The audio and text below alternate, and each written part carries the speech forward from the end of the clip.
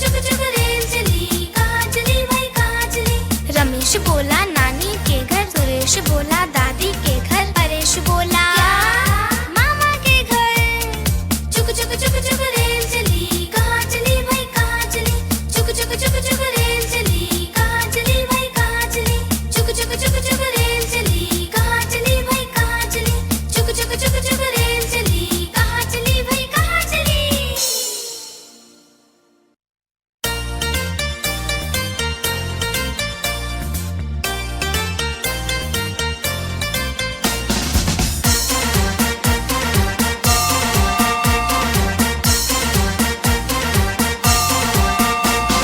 चुक चुक चुक चुक रेल चली, कहाँ चली भाई कहाँ चली।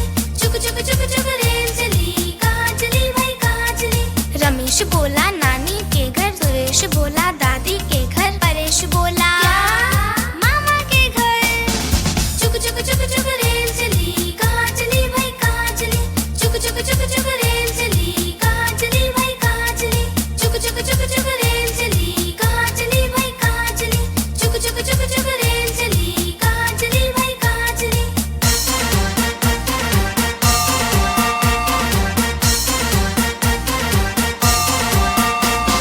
चुक चुक चुक चुक रेल चली, कहाँ चली भाई कहाँ चली। चुक चुक चुक चुक रेल चली, कहाँ चली भाई कहाँ चली। रमेश बोला नानी के घर, सुरेश बोला दादी के घर, परेश बोला मामा के घर।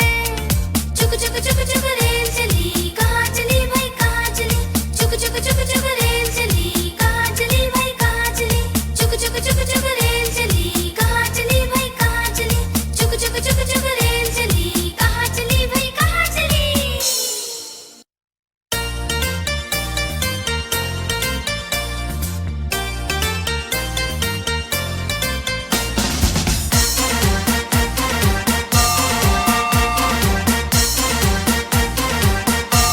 चुक चुक चुक चुक रेल चली, कहाँ चली भाई कहाँ चली।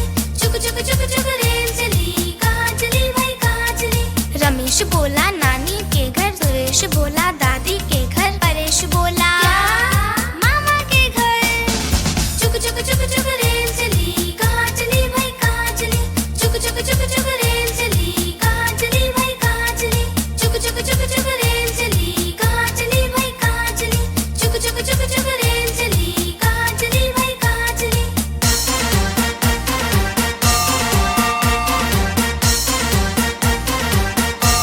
चुक चुक चुक चुक रेल चली, कहाँ चली भाई कहाँ चली। चुक चुक चुक चुक रेल चली, कहाँ चली भाई कहाँ चली। रमेश बोला नानी के घर, सुरेश बोला दादी के घर, परेश बोला मामा के घर। चुक चुक चुक चुक रेल चली, कहाँ चली भाई कहाँ चली। चुक चुक चुक चुक रेल चली, कहाँ चली भाई कहाँ चली। चुक चुक चुक चुक रेल चली, कहाँ चली भाई कहाँ चली।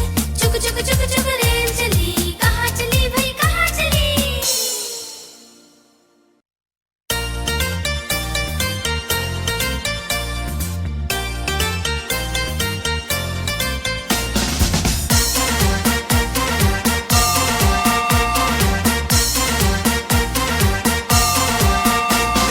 चुक चुक चुक चुक रेल चली, कहाँ चली भाई कहाँ चली।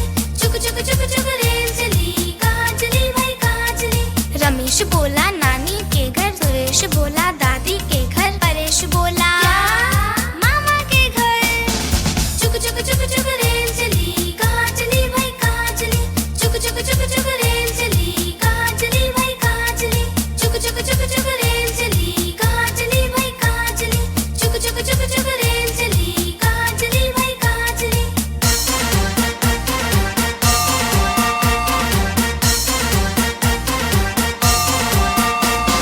चुक चुक चुक चुक रेल चली, कहाँ चली भाई कहाँ चली। चुक चुक चुक चुक रेल चली। अगर और वीडियो देखनी है तो सब्सक्राइब करो।